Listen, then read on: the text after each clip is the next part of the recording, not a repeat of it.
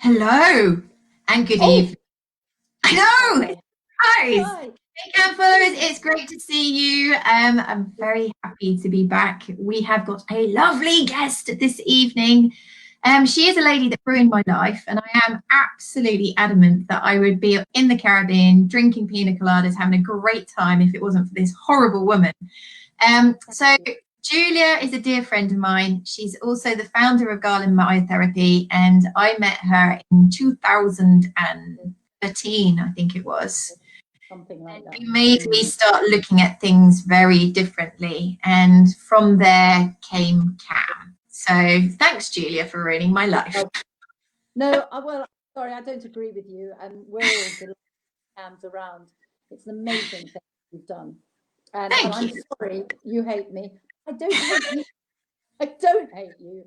But you Well, so basically, let me tell you the story so you guys can understand why we're here tonight. So I'm a first opinion vet, and I've been a vet nearly for about 19 years now. And I would have been qualified for about 11, 12 years at this point. And I can remember being in practice thinking to myself, I know that I can be doing more, and I don't know what more is. I was very aware that we were taught the physiology of the heart and the kidneys, and I felt that we had quite a good understanding of the major organs, but I didn't feel that I knew very much about the biggest volume of the body: muscles, soft tissue, ligaments, tendons, all of this mass in front of me. And at the same time, I was very aware that my verbal advice to owners would be, oh, he's probably pulled something. Let's rest up for, a few days, lead walk for a few weeks, here's some anti-inflammatory, and let's see how it pans out. And I was like, this ain't good enough. This ain't good enough. And I ended up discovering Galen Myotherapy. Now, let me be very honest. At first, I was thinking, do I need to go into physio? Do I need to do this? What do I need to do? And I heard about Galen Myotherapy, and I was like, right, I'm going to go and see what this lady does. I want to learn more. And that's where you opened my eyes to what we're going to talk about tonight, which is assessing posture and how much it can tell you. Yeah. And that's where my journey began. Galen brought much, much more, but we're going to try and define it down to posture tonight. So you've already had somebody say, thank you for inviting such a great guest, Julia. Wow, thank you. Wow. I'll talk to you later. Thank you. So tell us a little bit about what you do, and then we're going to crack on and start looking at some slides together. Yeah, I will. Okay, thank you. Well, I mean, it's great to see you, Hannah. And I think if I can just go back to that last point about posture, I think I remember very, very clearly a big moment for you when you correlated your own posture against the dog's posture. And I think that is the big moment for so many people when they actually can look at a four-legged animal and relate it to how it would feel for them. And I think that's a really important transition to make, isn't it? To actually empathize with things like that. So yeah, I mean, Galen therapy, we have various rationales for treating, and of course our choice-led treatment, which is incredibly important to us, positive pact. So we use choice, we assess via gait, of course, and posture. Posture is a big thing for us. And as we develop more and more as an organization, it's becoming more and more part of our training because we realize it can really give another piece of that puzzle of assessing a dog and working alongside vets and our clients to actually perhaps offer a different perspective or another point of view towards a condition that maybe we are treating with them. Yeah, and I think that's a very key point that you've introduced early, and is the right thing to do, is that this is a multidisciplinary team. And people often say to me, are you still obsessed about arthritis? And I'm like, yeah, I really am, because it's huge. It's just like huge. There's never ever going to be a day that I feel confident in this area, because there's so much that influences the disease and ways that you can influence the disease, and etc. So anyway, what we were talking about just before we went live is that how there are other people in the team that can influence how the diagnostics progress, how the treatment plan pans out. And what I feel as a vet is that we have got a lot of people surrounding us, therapists, physiotherapists, hydrotherapists, Galen Myotherapist, acupuncturists, who can contribute to the diagnostic procedure, implementing a really good management plan and treatment plan. So what I felt was really good tonight was I wanted you guys to go on the journey that I went on all those years ago. And we're going to keep it really, really simple. We're going to just start by looking at posture. We're not going to include behavior. We're not going to talk about treatment. Please don't think we're going to start giving you massage techniques and different things that can make a difference. We're going to go right back to my very, very first modular course with Julia, where all these light bulbs started going off, because I was taught in a very vet way. And I think sometimes we can, as vets, be very vocal, very targeted, and we listen to what the client is seeing, and that tends to guide our examination. So when I was told to take a step back and look at the dog as a whole, it was a really big moment for me. So, are you happy to begin? Let's go. I've got a roaming puppy at the moment, so you might suddenly see a face come up and yeah, carry on. Okay, so let's get these slides up here. So what we're going to do, guys, is we've got quite a few slides to look through. And the reason we're doing this is because there's going to be therapists, owners, maybe some vet professionals that are all watching this going, actually, this is really quite interesting because I've never really thought of it like this. As I said, as a vet, I was very much led by what the owner was seeing and what they described to me. And that would obviously influence where I was clinically examining and focusing my attention. So this was very, very good for me to step back and look at the dog as a whole. So, absolutely. Begin. Right. Okay. So, trying to strip it down really, because I'm a complete postural geek, and I spend a lot of time studying these pictures. So, I want to strip it down into basic elements, so it's easier for people to follow and start to see. Now, you can see the two dogs on your screen now. They are fairly obviously compromised. So if we look at the real extreme, then it will start you to begin looking at how a dog should look as opposed to how perhaps they shouldn't. So let's work it through. Let's look at their top line. So their top line is the level of their back. Now, if you look at this wonderful Labrador, this fox red Labrador, you will see that his top line is completely out. He's like Pluto. His back legs look higher than his front legs. And even though they are exactly the same length, it's how his body has changed to guard against a pain or a discomfort that he has, which has completely changed the shape, and not the shape, the orientation of his pelvic region. So what's really interesting here is that you can see that his back or his top line goes up at the back, but his hind limbs look still well muscled, but we'll come back to that in a sec. So of course he's trying to guard something from his pelvic region, and so because he's having to guard and not use his body correctly, so he's not driving those appropriate forces forwards through the drive of his pelvic region, his front end is having to pick up that load and pick up that strain. So he becomes very front loaded. And I think most people understand that the front loadedness of a dog that is trying to guard the back end. But what's interesting about this guy is it's coming down in such an angle from his particular condition that actually it's having a big impact on his wrists. I don't know if you can point to them for anyone that doesn't know. Oh, yeah. Does it work? Can you see that? I'm not seeing it, but no. Apologies. Just up. He's hyperextended, so he's overbent on his front leg. There we go. That'll do. There, the wrist. So he's hyperextended. So the load is coming down at such a force, it is actually creating that hyperextension through his wrist. Now, if anyone does a lot of sort of Pilates work or anything like that, and you spend a lot of time on your wrist, you know that they can really fatigue. So that must be pretty uncomfortable for him. Yeah. Anyway, Can we just give people a quick understanding about normal weight carriage in each region and what each region does? Like really take it back to penguin book. So we're at 40% in the hind limbs, weight carriage, 60% in the forelimbs, back end's the drive, front end is the braking and steering. So people can understand that, you know, yeah, these regions have different roles. absolutely. And the drive, as you say, should come from the back end, not just the drive. And this is also important, the brakes. The brakes are the back end too.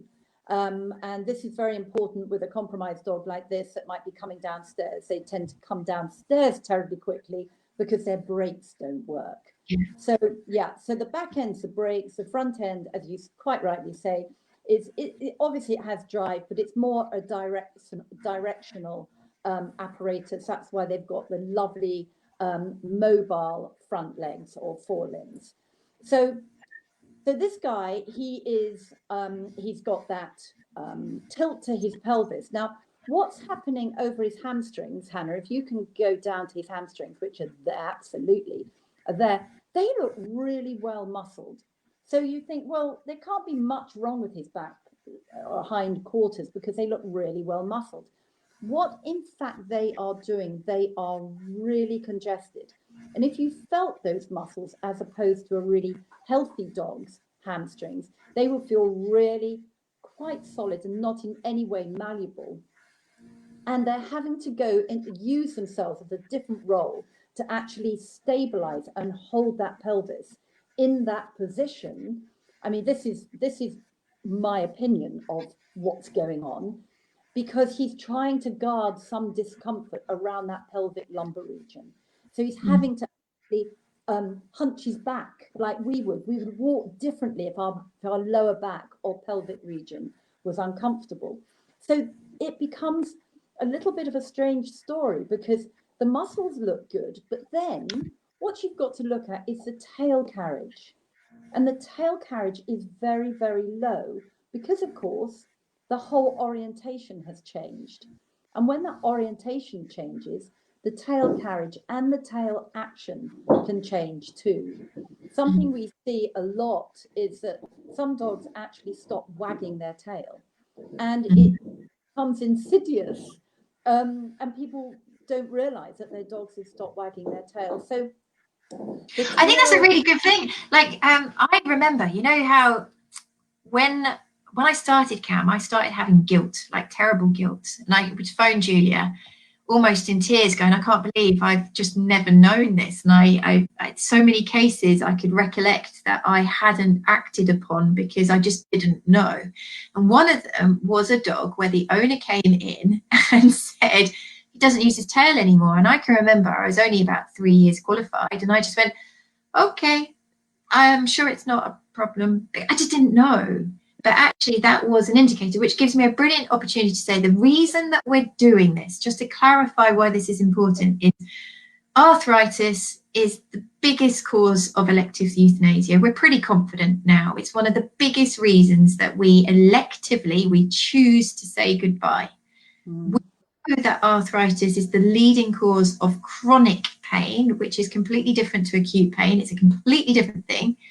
We know that it's a leading cause of suffering and long-term pain state, which causes the dog to adapt its posture, change its lifestyle. It causes emotional, suffering as well.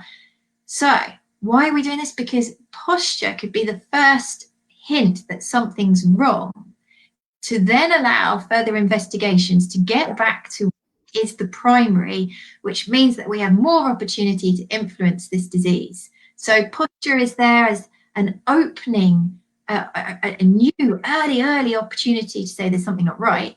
And it's also arrows pointing to where the primary problem could be. So I just wanted to remind people that's what this is about, okay? I mean, I see a lot of dogs and people say to me, well, it only just happened. They went into the garden and they came back lame. But when you actually look at the posture of the dog, it wasn't just happened. It had been going on for months or maybe even years. So these are, as you quite right, these are late postural changes. These have been going on for a long time, these dogs here. But all these start small and then they progress to this. So it is about, as you quite rightly say, is trying to pick up on these things early and have an insight into what's going on with your own dog. Absolutely. Yeah. So now we could spend more time on the lovely gentleman here on the left, but if we move on, we can always come back and we can talk about other things. The thing that I just wanted to point out is the other thing is the head carriage. The head carriage is another thing that we use, and you can see with this lovely gentleman on the left that he's got a very low head carriage. Now, if we go over to the dog on the right, another very extreme postural change, another extreme guarding action. And this dog has got exactly the same as far as her hamstrings are concerned, holding that dorsal pelvic tilt in that terrible angle, but her legs have actually come backwards, whereas his legs have gone forwards. So I think really this is just showing. Sorry, Shepherd. Sorry, back we go. My apologies. That you can't. Every posture has to be taken on its own merit. You can't go, oh well, that posture means that.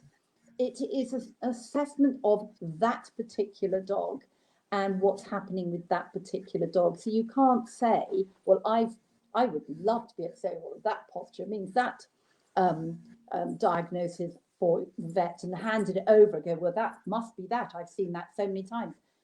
It does not work like that. It is very, very individual to each dog. So it's a whole different way of looking at things, but with no condition attached. And I think that's great. I'm just going to butt in again because I'm just trying to it just again shows this multidisciplinary approach of you saying this is the postural adaptation. I would suggest there's pathology likely to be coming from this region, and it isn't actually saying, well, this is definitely hip dysplasia, or this is definitely lumbosacral, or this is definitely, osteochondrosis of the stifle. You're not actually being specific. You're saying my area of concern, and that is brilliant because a vet like me, who's in a time-pressured consult in a very small box room with no windows, with blood reports, hospitalized patients, surgeries to do, to actually have somebody say, this is where the pathology is likely to be by looking at this dog's posture, because that dog is likely to behave very differently in the consult room. And the pressures of the consult room might not allow me to see what you've seen. So we can collectively to get to the right direction. But actually we don't even do that. We are there to actually help mobilize the dog. We are not there to work on the condition. The condition has got nothing to do with us. We are working generally on the results of the condition, but absolutely we can help dog by working on those compensatory issues and by looking at where they are wanting us to treat and not wanting us to treat. We can help direct, but we're not even looking at what the condition might be.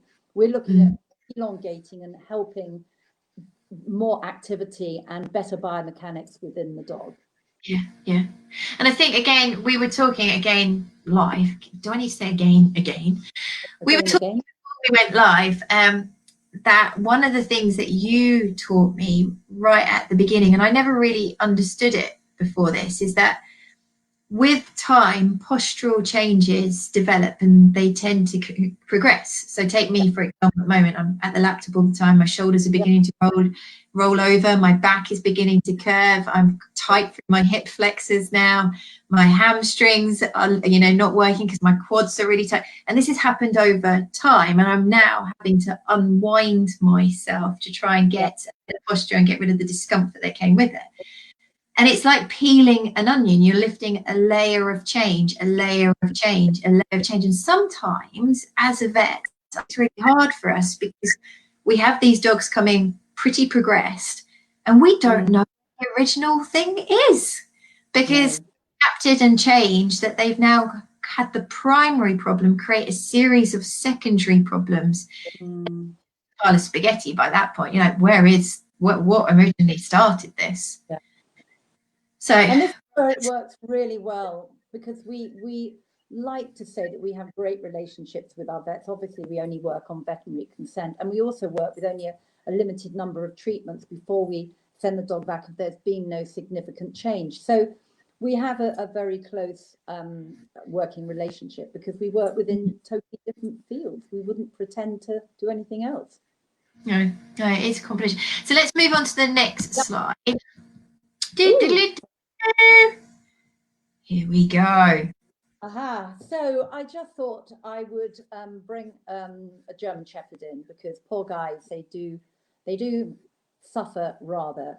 So just again, it's the same thing again, but the top line might look straight or straight-ish, but wait until you get to that pelvic region, and then suddenly off it goes, of such an extreme slant. Now, even when you're looking at the breed as a young breed, they have got much more of that pelvic tilt than some other breeds. I understand that.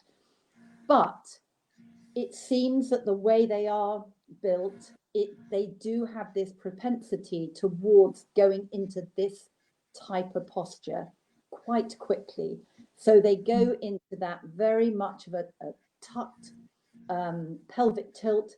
They're almost walking like humans on their whole plantar surface. So they're almost down to their hocks sometimes. And of course, again, throwing the weight forwards into their, and you can see this dog, very large, overdeveloped shoulders, which look disproportionately large to the pelvic region. Because, of course, posture is all about balance. Everything's about balance, isn't it? And posture is about symmetry, symmetry left and right, and symmetry from the front to the back, as far as the percentage, as you pointed out, the percentage of weight and that is proportionate within the body.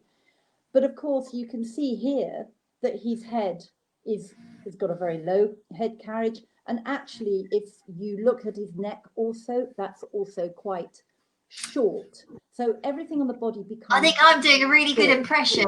Yeah, you are. You are. Thanks. But also, I don't know if you can point to them, Hannah, the deep hip flexors too are incredibly short too, along with those hamstrings that now have actually pretty much given up working. There's nothing there, love. There's nothing there.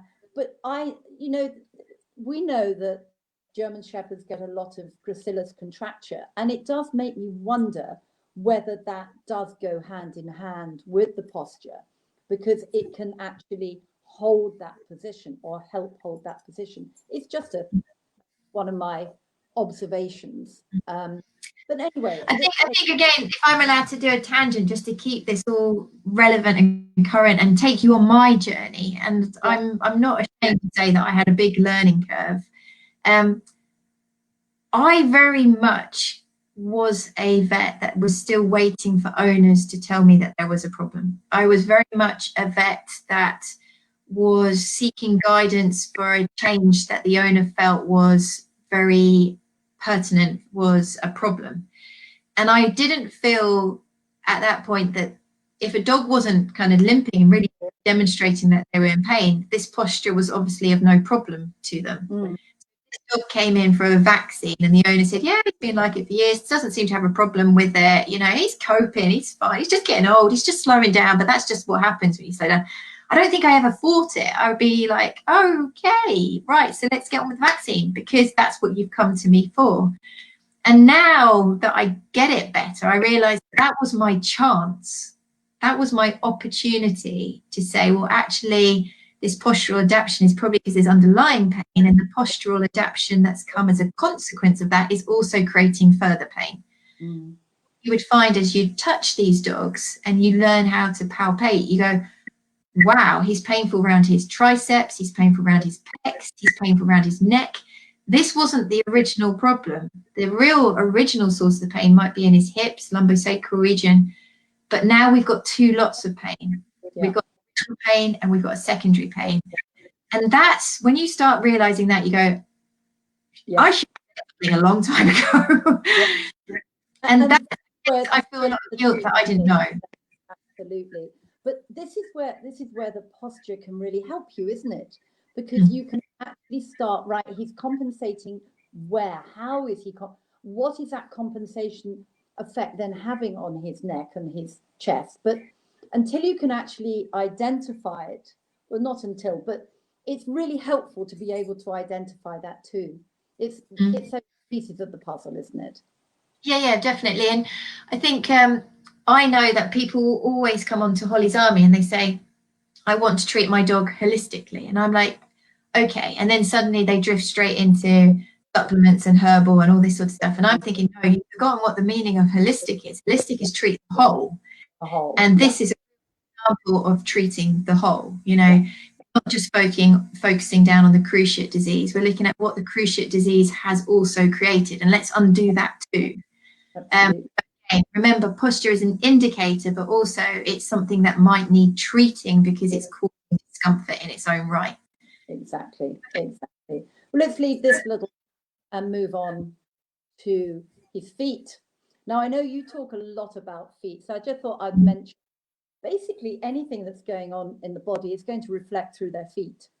And because you've got a small area to look at, it can be a little bit difficult, but they reflect everything. So you've obviously got the nails, and this dog surprisingly has actually reasonably long nails on his hind toes. And I would think that's more because of where he's walked rather than anything, because generally when the action isn't good, obviously the nails get worn out. But it's always the fronts that are interesting. I mean, look at that. They're deviating out laterally, so they're going out sideways, which makes them stronger. We actually see a lot of dogs that use their elbows in their chest to actually give them a bit of support too, which then if they turn their feet out, their elbows come in.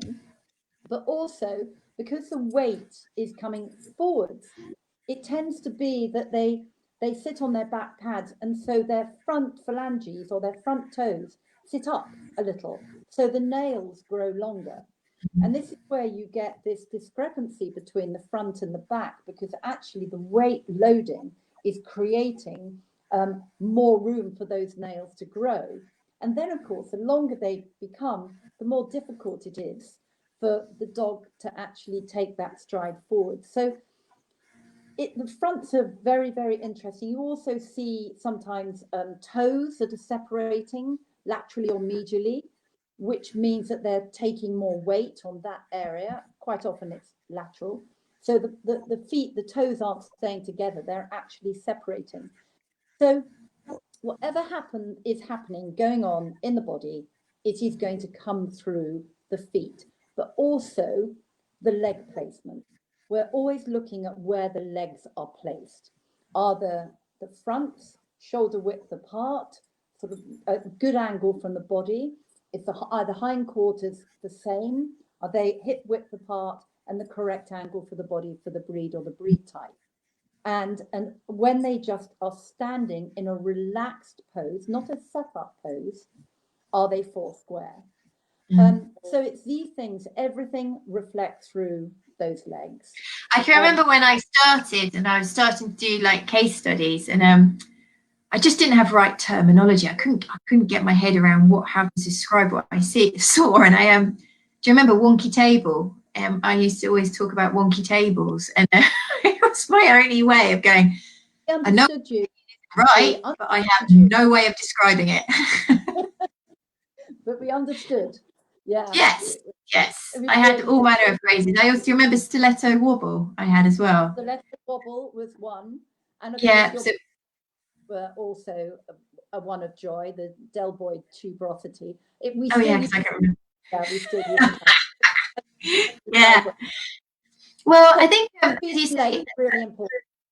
Yeah, well, I was talking to Zoe Belshaw, who is lovely, and I'm so excited to say she's going to come on live in the next few weeks, months. She is amazing. And we were talking about feet today, and she was saying that she was having a chat with John Innes, and we're talking that feet have had a lot of neglect. They don't feature in textbooks. Arthritis is always about the major peripheral joints, and the phalanges, the interphalangeal joints, are really neglected. Now, when you look at my dad, when he gets out of bed, what would be the first thing that he feels discomfort? It's often his hands. You see him try and warm up his hands and get them moving because they give him quite a lot of discomfort. So just imagine if these feet are actually quite uncomfortable as well. We need to consider them. Okay, move on. We can always come back if people want to look more. The reason why I put this in, this is the same dog, but it's important if you are assessing posture to get the posture that's natural. And it's a lovely picture, the one on the left, but he's been asked to look up, which of course then creates a completely different posture with his back end. It's best to get it as natural as possible. As I said, no setup pictures. They need to be one that they're just taken as a dog sort of mooching around the garden or something like that, for you to get, if you're interested in looking at your own dogs, for you to get the most accurate picture. Yeah. And another thing that I see from this picture is that you've got the grimace on the right of a dog that's showing a lot of the world is upon my shoulders, this is pretty hard work, I'm tired. Whereas in the outer environment with all the stimulus and the endorphins that are going off, the dog's facial expressions are much improved because of the distraction. So I think trying to take photos and videos for your vet, try and make them in the most normal environment, the consistent environment as possible. Absolutely. We could get even more detailed than that. If you look at the picture on the right, you look at his eyes, he's trying to look up and he's having to look up, doesn't actually feel so keen to lift his neck up. And that's in a sort of in repose, that's in his natural sort of environment. Yeah, it's all things like this that add to looking at posture, because posture can cover so much, can't it?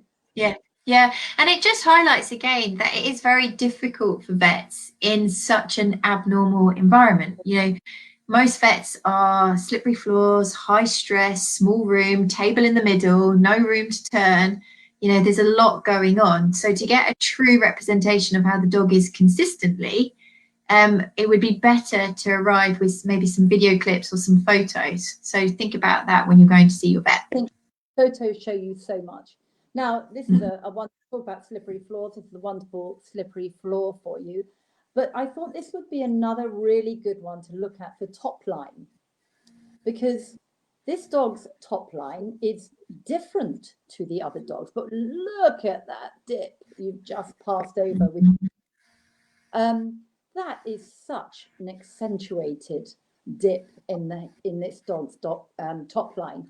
But also, if you carry on, if you go further back, Hannah, go towards that tail carriage again has been affected by the pelvic tilt that this dog has got. Different to the others. As I said, they're all different. This is what makes it so interesting.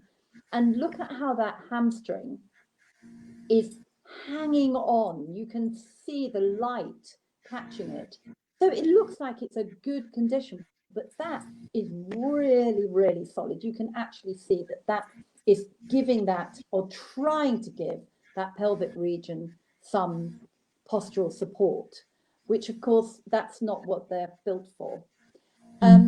However, looking at all the other signs, the reason that dip is there, in my experience, and I've come across this dip a lot, hundreds and hundreds of times, and each time I've come across it, it has been pretty much the same. It's when those deep hip flexors, that psoas group, is very, very short, and it creates a massive load on that middle thoracic region, because that's its point.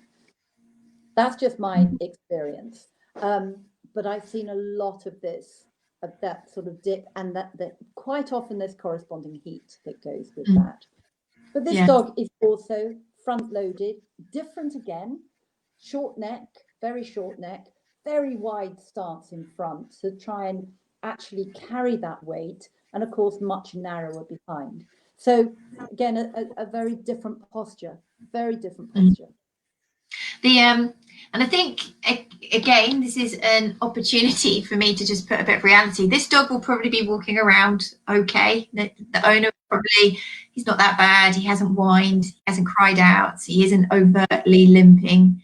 So he's not really showing signs of lameness. And so these are the sort of dogs that are really existing and coding everywhere. You start seeing them everywhere.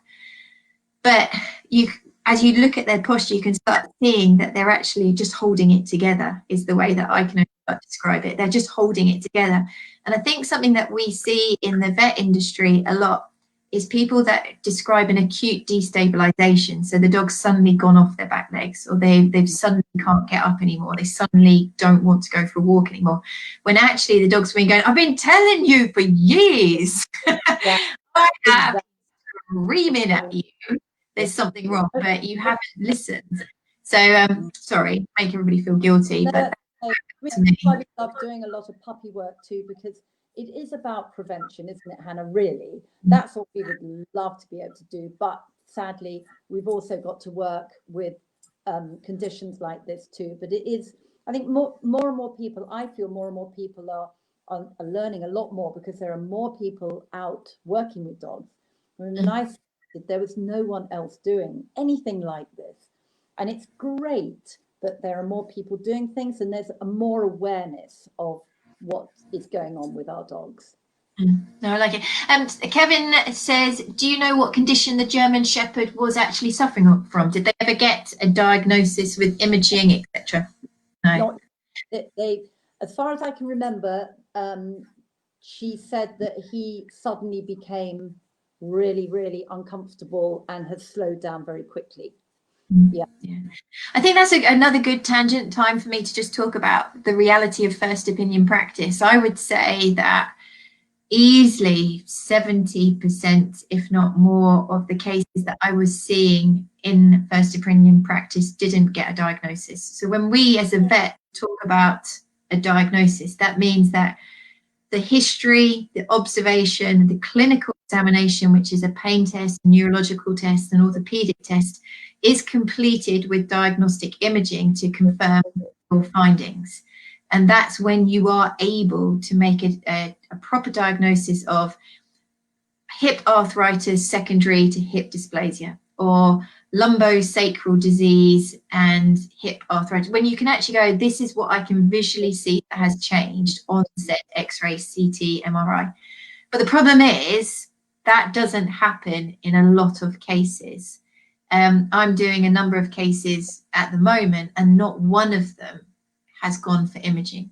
The owner says, you know, the dog's 10, 12 years old now. I don't want a diagnosis. I want management. And that's where you're combining your pharmaceuticals, maybe your supplements, your hands-on therapies, your exercise adaptation, your weight loss, your home environment changes. I think in that situation, you can bring it all together and say, I'm going to give you some time, but we're going to have a line. And if by that point we haven't seen improvement, I really feel strongly that we need to get an answer. But if we have implemented these changes and we see a sudden improvement in comfort, posture, capability, demeanor, and we're like, we're actually doing really well. Do we need a diagnosis? It'd be lovely, but we might spend our funds keeping going where we're going because we're going well. So a lot of cases don't get a diagnosis. Sorry, Kevin. Yeah, and that's another reason why it's really important that we as therapists work very closely with the vets, because absolutely there are so many dogs that we see that don't actually have a diagnosis as such. So we are working on them from the compensatory side of things, but we've always got to be aware that if things aren't improving, that they will need further intervention to actually help them. So yeah, we see a lot that don't have imagery. Absolutely. Okay, next one. Right, so this is a very interesting little dog, very cute. Actually, this dog is from China and is in China. And I just thought, right, when I first looked at that picture, I went, okay, the feet are hidden in the grass. And I just looked at it, I think, well, it doesn't look that bad. But then you start looking a little closer. And let's look at his top line. Because this top line is completely different to the others. And if you look at his pelvic region, whoa, it goes up in the air. It's not tilting down, it's actually tilting up. And his head carriage is not great. It's not awful, but it's not great. And his tail carriage looks amazing. So I was looking at him, but then the deeper you look, the more you see. So let's go back to that top line again. That pelvic region is actually, it's got the opposite type of tilt. It's all got a ventral tilt. And this dog did actually come with a diagnosis, and the diagnosis was that he's got some problem with his stifle. So I'm thinking that he's probably got some sort of instability in his stifle. He's very upright, isn't he? He's very upright, such a classic little breed. And so when I looked at him for more, and then we'll look at more pictures of him because he's quite an interesting dog from many perspectives. What's actually going on what I see in unstable stifles, try and get that out, is that their quads, could you point those out for me? Thanks, Hannah. Yeah. Their quads actually shorten. And this is what I see a lot happen on all those muscles on that side of the femur. Oh, sorry. Whoa, we've moved. Sorry. That's right, still got him. They shorten because they're trying desperately to stabilize. So the only way they seem to be able to do it is actually shorten. And what's actually happened with that, as far as I can see, is it's actually altered the lie and the tilt of the pelvis. So we've got the opposite happening here. We've got the quads or the muscles on this side, the sort of the nose side of his femur that are taking the load, and the ones on the other side which have actually got longer. So yes, it's a completely different view, and that's why I've now added the shepherd to show. Yeah, and it's just it's wide. He's really wide here compared to here. Really, you normally see wide here and narrow there, don't you? But it goes on. It goes on. This is fascinating. This one, yeah. His front's very narrow. But also, I don't know if the bar, oh, there we go. Look at what's going on with his front feet too. Now, a little bit of history, because again, as I said, no dog is the same because no dog has the same history. And this little dog was rescued, I think, when he was 2. He had been kept in a crate or a cage most of that time, and he was also malnourished. And so one would also assume then he had very little exercise, if any. Now, his feet have taken on, we'll have a close-up of his feet in a minute, but his feet are really loading. You can actually see that his carpals, again, are under a lot of load. But when we look at his back feet, they are actually tilting up as well. So if you can have a look, the fronts are on the left of the screen and the backs are on the right. Wow. Look at how, it's a great picture. Look at the toes on the front. They've become very long. Now, one could assume that maybe that is because of the lack of exercise. And so they haven't, those tendons haven't shortened nicely. And of course, now they're under load, they haven't had that impact. I don't know, I'm just looking at potential. But the hind ones, look at that, the dog's hind left, so the right on the screen. The pads are up, they're actually up. So he's leaning on both sets or all 4 sets of back pads. Yeah. I don't see that very often. I just find that fascinating, but not great. So much, don't they? Yeah, feet tell you everything. They really do. And that lateral deviation and everything. There is just so much going on within these feet. But the fascinating, very odd.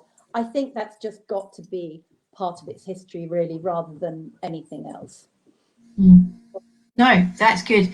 That's just because I'm aware of the time in that it's already to it. Should we go on to the next one? Yeah, we must go, and we've got to follow up on this dog. This is very interesting. So, okay, so that's more of a right now. This boy needs to pee.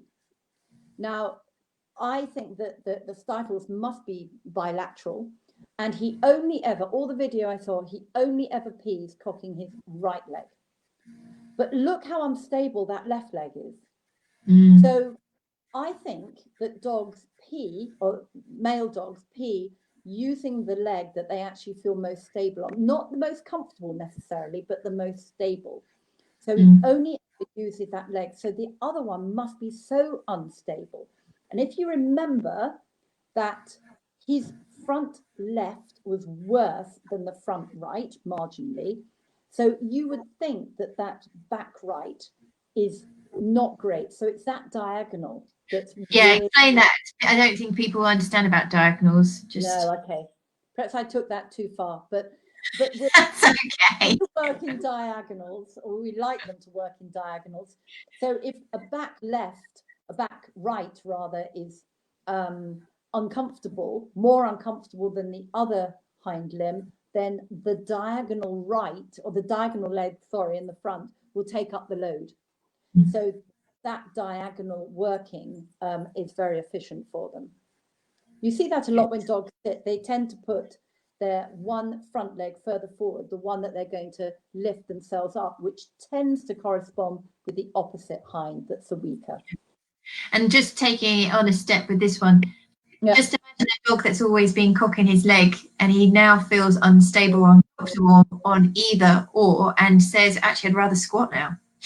Well, that's the next thing, isn't it? Is it next? Should we move on? Oh, no, I haven't got him squatting, but I have. Oh. I've got, the thing is, when we talk about... Oh, it's a beauty. Sorry, yeah.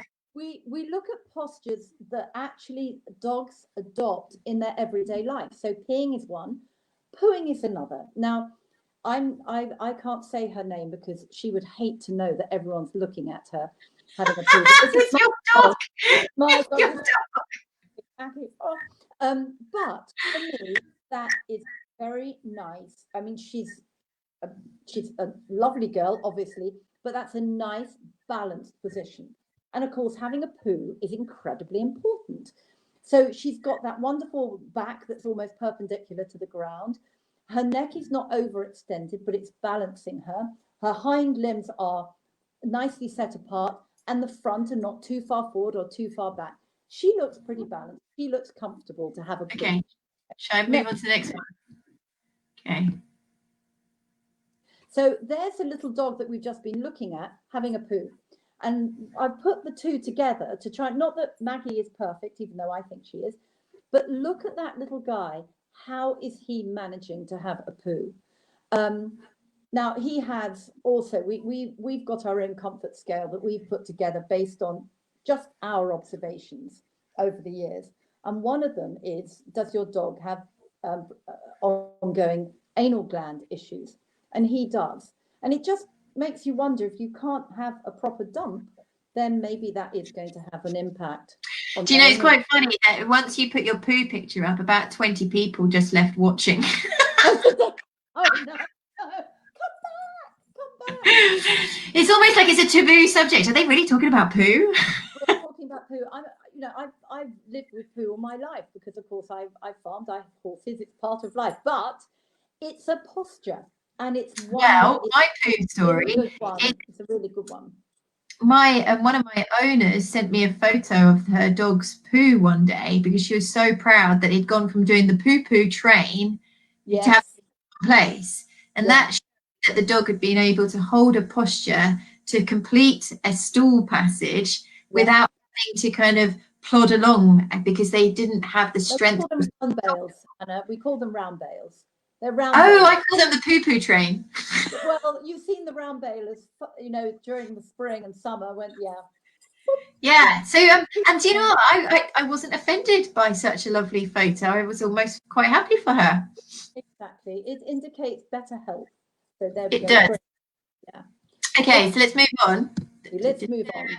Right, now this one, I had to put this in because, again, posture is about how they lie as well, how they sit, how they lie, how they stand.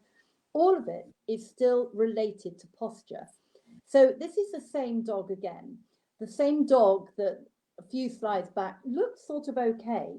And this is a classic way that he sits, or lies down. So I looked at that and thought, I've really got to get to grips with this. So you can see that his back right is extended. So maybe it's uncomfortable for him to flex it under his body. And also the left is under his body too. Now, you would think that that left would be out a little bit further to help hold him upright in that sort of Sphinx type lying position. But it doesn't look like he can hold it there comfortably. So to hold himself upright, he can't, I don't think, hold his elbows wide apart because of the load going forwards. It can go to both places, but it tends to go either above the shoulders or under the shoulders or under the forelimb. So it goes into the pecs. And with this dog, I think it's gone into his pecs because I don't think he can actually extend his elbows wide enough, comfortably enough to be able to support that position down. So by tucking one under and then the other one over, he can actually stabilize himself in that lying down position. That's how much geek I am. No, and I think it's fascinating because I can remember when I started learning about this, trying to unravel, and I had gone for a walk and it was getting dark, and I phoned you and had an epiphany moment going, oh, I've just worked out that this does this, that this, that, and that's why that happened. And you were like, Hannah. But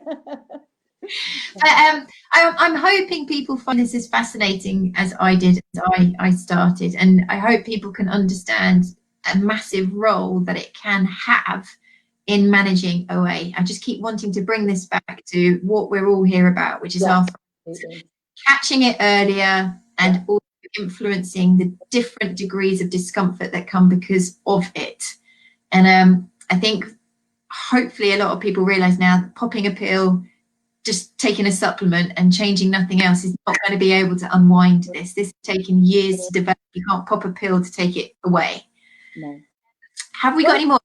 One thing we suggest actually, which might be as a good hint, anyone that's had their dog from a puppy, if they've got a good picture of a side view of them when they're a puppy, I tell my clients to actually put that on the fridge or somewhere and then compare what they look like. So you've got the posture as they were, and then you can actually look at any changes, because these changes are so slow, aren't they, and so insidious that they're very, very difficult for us as owners to actually see them. So you need that sort of point of reference to check back on what they did look like. Yeah, no, absolutely. So let's move on, because as I say, I want to do 10 top tips. Again, you didn't tell me. Oh, you'll be fine. We've done it before.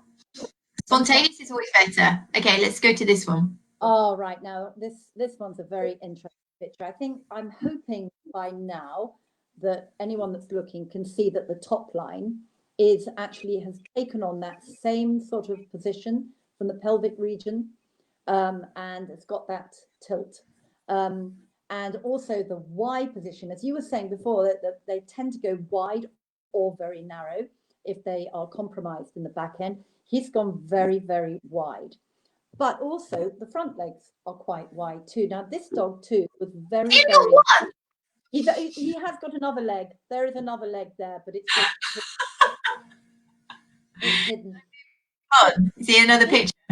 But this dog, the moment I saw that picture, I thought there's something not right about this. There is something not right about this picture, and I couldn't work out what it was. And they didn't know, these people hadn't had him for very long. This dog is 14. They've had him from a 12-year-old, which I think they're angels for taking on lovely old dogs like this. Yeah.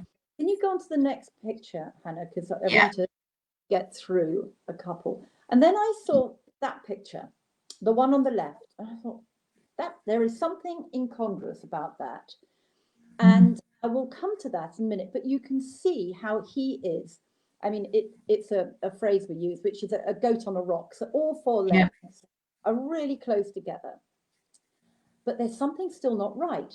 So I looked at the top view, because you can look laterally, but also to look at the top view or the dorsal view is also very interesting. Now, it's very difficult to get a dog absolutely straight, but what's going on with this little guy is, can you see around the lumbar region, the waist of the dog is shorter on his left side than his right side.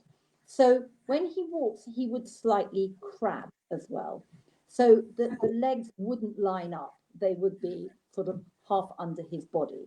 So it's worth looking at all these different angles and aspects of dogs to actually work out what's going on. So sometimes they look fine from that lateral view, but it's not until you actually look at them from the top view that you can see this asymmetry going on. So if you, and I think, go on, sorry. And yeah, just to butt in, again, looking at how posture can be an indicator, but it also can direct treatment. We talk about the multimodal approach, and sometimes I think it's helpful for owners to understand using different interventions to improve overall health-related quality of life. And that might be that alleviating this dog's soft tissue discomfort actually could reduce his pain state by, say, 20 to 30%, maybe. I'm making these figures up. But for that dog, that's a game changer. Absolutely. And we talk about how weight loss, you know, I think it was something like 6% weight loss can dramatically improve pain state. Or, you know, all of these different things chipping away. Louise Buck says marginal gains, you know, that if we can take this dog's soft tissue discomfort and reduce that, that dog might go, oh, I can cope again now. Thanks so much. You've been good. And I'm better. So just to chuck that in there as well. Absolutely. Absolutely. So, yeah.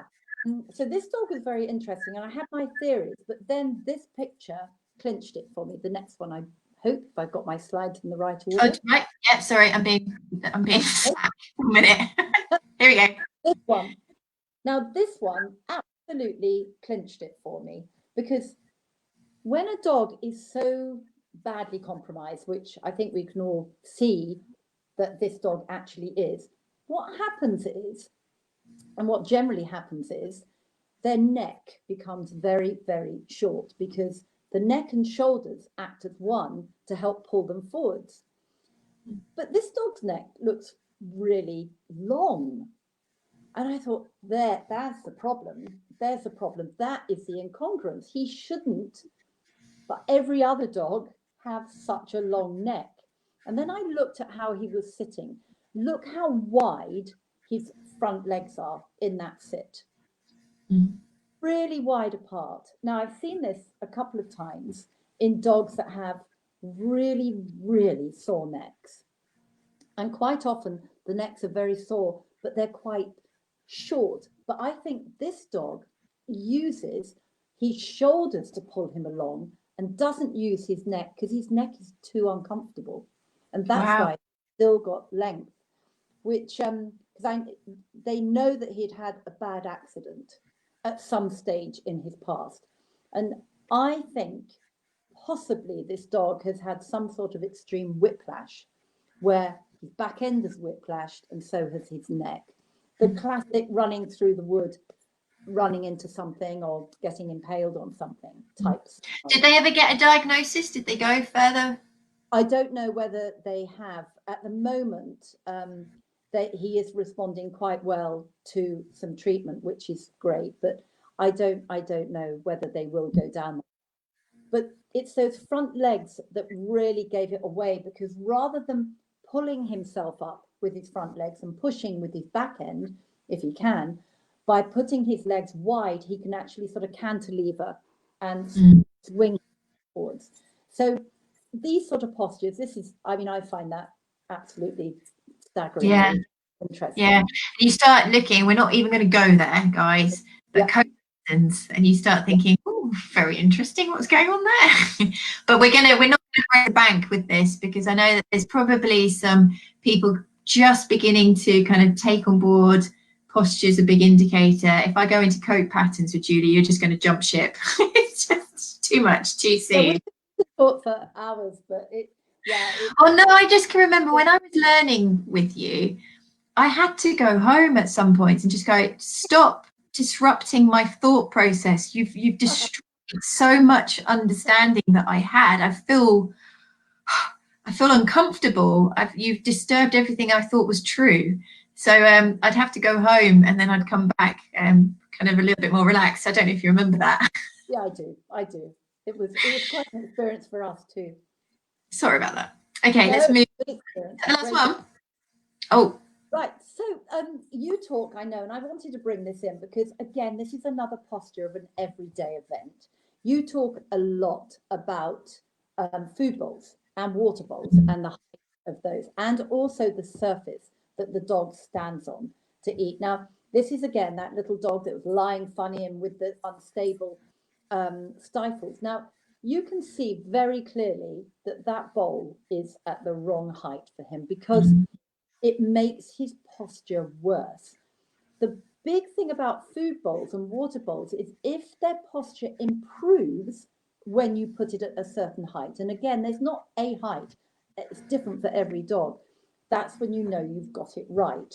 And so I've got a couple more as an example because I know, again, it's an everyday, again, completely wrong for this dog, but I think if everyone looks at that and thinks, right, if we just lift that bowl up to just above where his wrists are, just above where his nose is now, that's going to really strain off his back and off his back legs.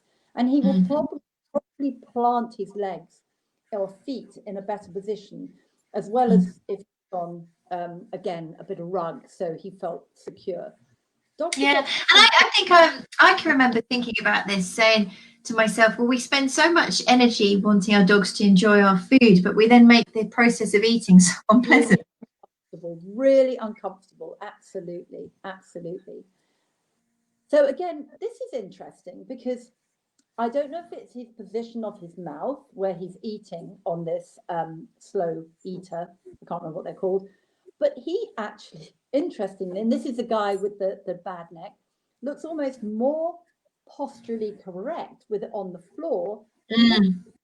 But there are no rules, are there really? No, he does look more uncomfortable, doesn't he? Yeah, it's very interesting. But again, it's a posture.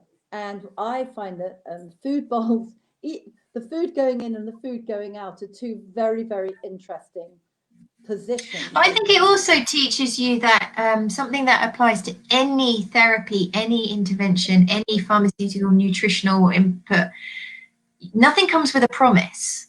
And you have to look whether your intervention has worked. And this is something that gets really neglected. I don't think owners understand it, is that it's all fair and well being dispensed something or introducing something. Now that it actually is working, don't just assume. So by looking at this and then looking at the dog going, did that work for them? Did it make them more comfortable? You could say, well, actually, I'm not sure that this has. No, exactly. And you've got to remember that the dog is going to demonstrate what they feel is correct for them.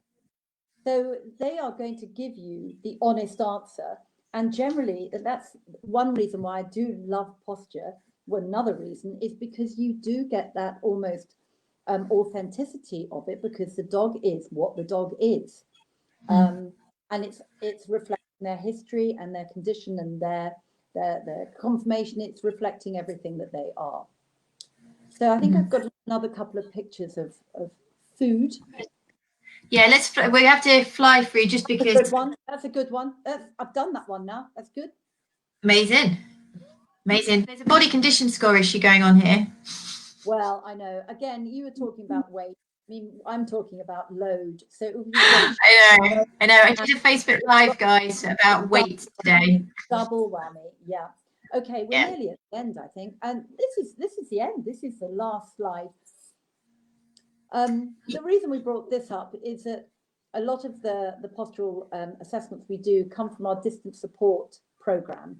And what was so wonderful for us is we've seen some wonderful changes, and basically we're supporting people to treat their own dogs under a very, very supported program.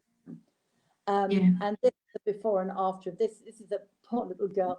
She was a breeding bitch. And but I think everyone can see that after 6 weeks, we didn't touch this dog, but she was supported. The owner was supported by us to make the change. Yeah. That is awesome. And I think, again, it's very, very relevant in today's world. You know, this new normal, which has been not very nice since March, I don't think it's going to go away quickly. And I think we've got to start thinking about how we can help dogs and their owners that aren't going to be able to easily access different services. So no, it's very good. Right, let's get back on screen. We're going to go to the screen. Right. So guys, we've been chatting for over an hour. I know. And as I said, I'm just going to remind you, it's about us trying to identify the signs of arthritic change early, and postural adaptations is something that the dog will naturally do because they don't know that there's another choice. So they're just going to adapt their posture and get on with life. But posture would be a really good way for us to identify the signs of disease early, which then opens up a myriad of interventions. And one of the things that people need to know is you catch the disease earlier, there's a more likelihood you're going to get a better success rate, you're going to get better quality of life. You might be able to explore interventions that don't cost very much money, or they're very short term because you get a good response to them. But if we identify this disease later and we've got loads of adaptive changes, we've got a high pain state, we've got a poor quality of life, our interventions are going to be less, we're going to have less success. And you know, you can see why I want to tell you guys about posture. We'll talk about co-patterns, we'll talk about behavior, we'll talk about other things. Let's all see the importance of identifying this disease earlier. And then the second bit about this is that with posture comes another layer of discomfort, and we can influence that and improve pain state, which improves quality of life. That means that your dog is happier and you get your dog more years. That's what we're about. So I'd like to say a massive thank you for Julia for putting those slides together. And now I'm going to put her on the spot with 10 top tips. 10 top tips for what, Hannah? Okay, so basically, as you know, my heart of heart is about treating and helping people with different financial backgrounds, different access points to services. So 10 top tips is always about generally free of charge interventions that can help somebody look after their dog with OA. And I'm going to start with, always do number 10, and you'll do 9, I'll do 8, you do 7, I'll do 6. Number 10 is weight, okay? Today I did a little video clip, please go and look at it. It's in this thread. It's teaching you to body condition score. Weight control, weight control, weight control is such a game changer, and we need to be taking it more seriously. You're going to the vet and you're spending money on pills, potions and all bits and bobs, when actually we know, fundamentally know, that if you can reduce your dog's weight to an optimum weight carriage, it will influence pain state, it will influence progression. So you need to be pushing to get your dog at the correct weight. Number 9. Number 9. I'm going to go number 9. I'm going to talk about environment a lot, but I would say flooring is, it should be number 1 in many ways, but I'm going to say it now. Flooring. I view walking on a slippery floor like ice skating, and I don't want to be ice skating around my home.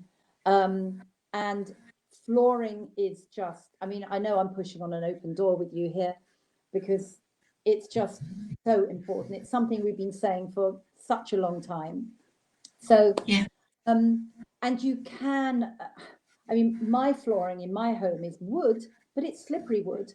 So I bought some very cheap, and they just sort of blend into the background, grey rubber-backed rugs, and they do the job. They give the traction. If a dog, I'm going to be cruel here. It's just, it does say. Yeah, I've had a lot of people say to me, but I've just had that floor put down, or I've just, you know, it makes the house aesthetics and stuff. And I am a bit cruel now when I go and do my house visits, and I say, you'll get used to the sight of a rug, you won't get used to losing your dog. And that is the truth. You know, this is such a massive input that will really change the course of this disease. And can I tell you a little story? Diane Messam, my little hero, she's a physio from Davies. She put a slide up to yesterday, and it had our anti-slip tape and Holly. Brilliant. Yes, so there is anti-slip tape, guys. Okay, number 8 from me. I saw that. It's so important. It's so important. I mean, it's not let's just talk about health, but let's talk about money as well. I mean, the cost of it is huge in veterinary fees, and who wants to have to do that for a dog when you can prevent it by putting rugs down? Totally. Anyway, so number one in a way, I think. Yeah, well, number 8 for me again is something that you guys can all do tomorrow, and it was a massive difference to me and Holly, is don't feed them in a bowl anymore. You know, when Holly was getting more progressed and her condition was getting worse, that was her moment of happiness in the day, and it was over so quickly. So explore what you can do with their food. They still have the same portion of food, but you can hide and seek it, you can scatter feed it, you can put it amongst stepping poles, you can take it on the walk with you. Expand its worth, get them up, get them moving, get them distracted, get them engaged. Don't just think that you feed them in a bowl. You don't have to feed them in a bowl. Yeah, number 7.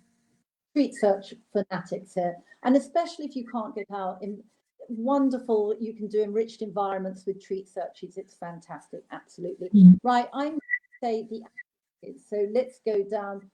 Please don't throw balls or frisbees. Please don't hide them. I get a lot where my dog's obsessed with the ball. I know that, and you saw that picture of the little Springer there. That was the other thing I think that probably it's exacerbated his condition from his previous home. He was obsessed with the ball. Hide it then. So they're having their nose, they're having to engage all their other senses to actually do it, but also to have their nose on the ground finding things is very good for their posture. Good one. I like that. Okay, number 6. Where that came from. I'm only on number 8. Oh God, I've got some thinking time. Yeah, so I'm on number 6. 6 is going to be nails. So we started touching on foot care.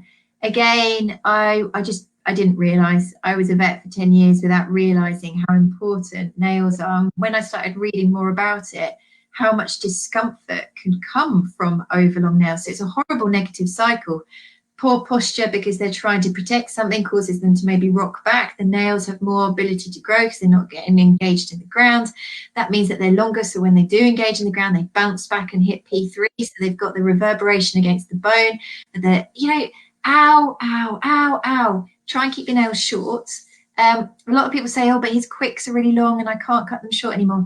By keeping them short, you're going to get that quick to recoil. So keep going, just keep trimming them back, emery board. The quick will want to sink back into the nail. You'll get there over time. So do think about nail care and think about the fur in between the pads. Do not shave it against the skin. I don't want to see anybody parting the pad and getting in there.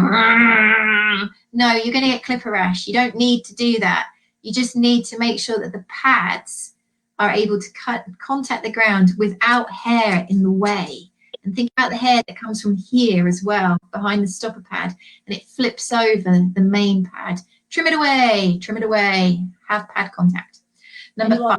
Horses knows all about nails and break over, how important it is. It's exactly the same. Yeah.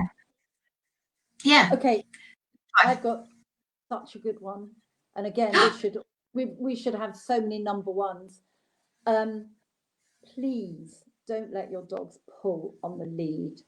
Yeah. Whether it's a collar or a harness, their whole posture changes when they are leaning into a harness or a lead. They rotate their legs laterally. It's just go and find a good dog trainer.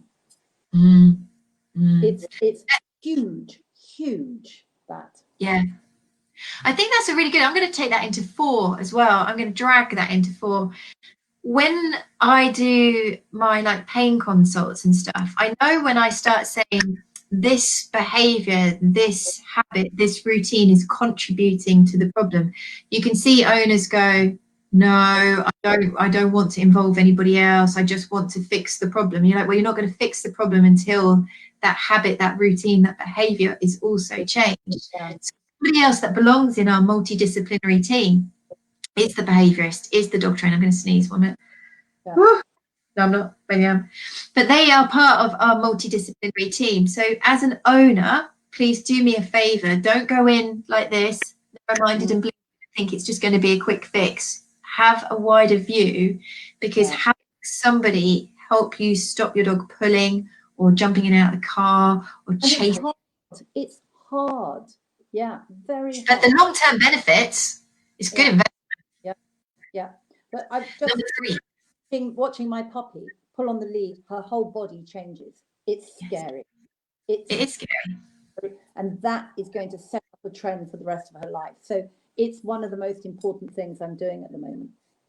Yeah, no, definitely. I'm very lucky. Luna's off the lead a lot. But as you say, when she's on the lead, if she starts pulling, we're like, we're not going anywhere. Until you we're not going anywhere. Absolutely. Number 3.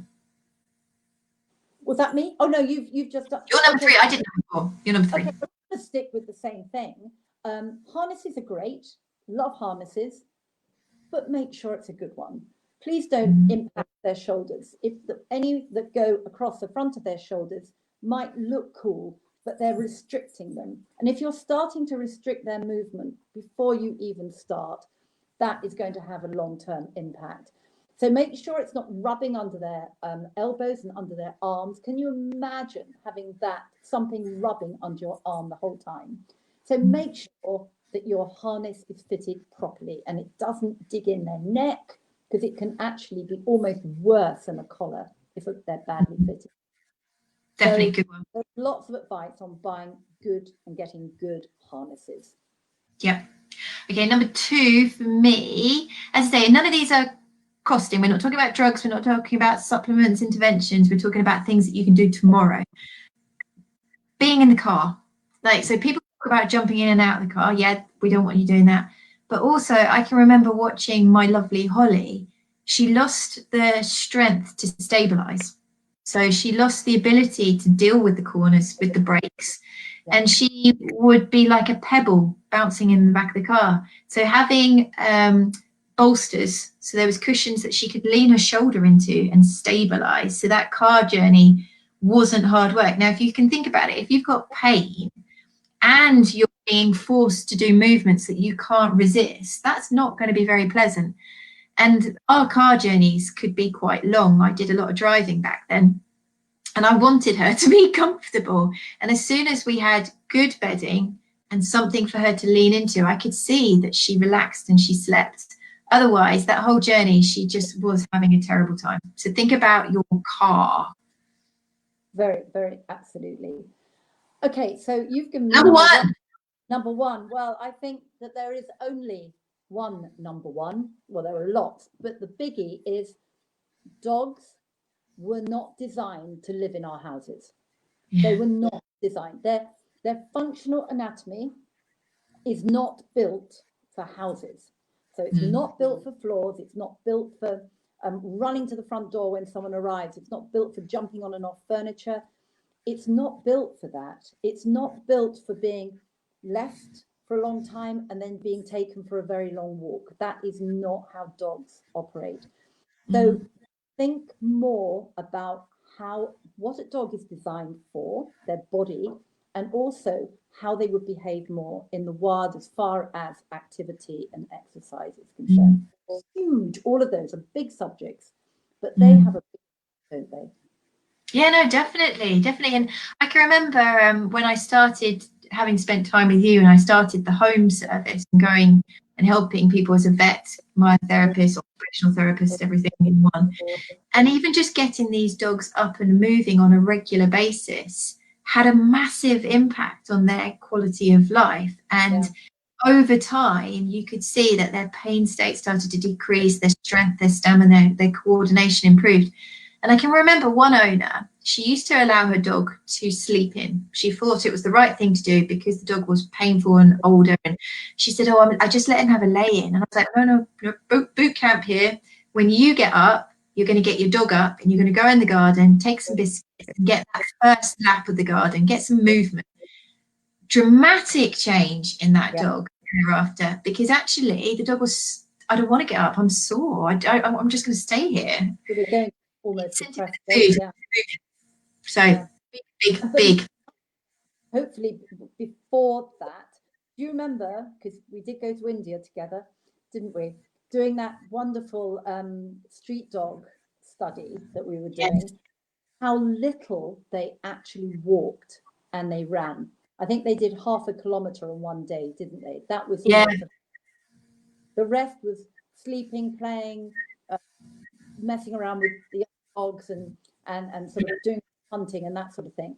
So yeah, that it's about the old weekend warrior, and it's lovely to go out with the dog, but leading up, it's one way of hopefully preventing secondary definitely starting. Definitely. So if there's any country in the world that want me and Julia to pop by and just have a little little working holiday, we're totally up for it. Oh, absolutely. We're a bit closed at the moment, but more than happy to attend. Yeah, thanks, Julia. You've been fab. You know, you've managed to engage. We had about 160, 170 people at one point listening, so that was really, really good. We've really run over. That's so light. It's one of those things. Well, anyway, thanks, guys. I want to say thank you, and thank you for Cam. Thank you. I don't care that you blame me. It's the most amazing organisation. It really is. And the dogs need it, and the dogs need you. So keep going. We're all behind you. But please support Cam. Guys, buy these hoodies, buy the beanies, buy the bum bags. Please, we've got all our booklets are now PDF. You can download them immediately. They're 99p each, or the whole set for $9.99. We're completely self-funded. You know, this is we do not get any charity funding. We don't get any support by industry. We do this all ourselves. By you buying some stuff from the Cam online shop, it makes a massive difference. I'll put a link to Galen. We'll put a link to the distance support. I'll put your email address or the Galen email address for people that got Galen one, that'd be lovely. The mail app. Cool. And if you want Julia to come back, then you need to write below and say what you want, and we'll see what we can do. Lovely.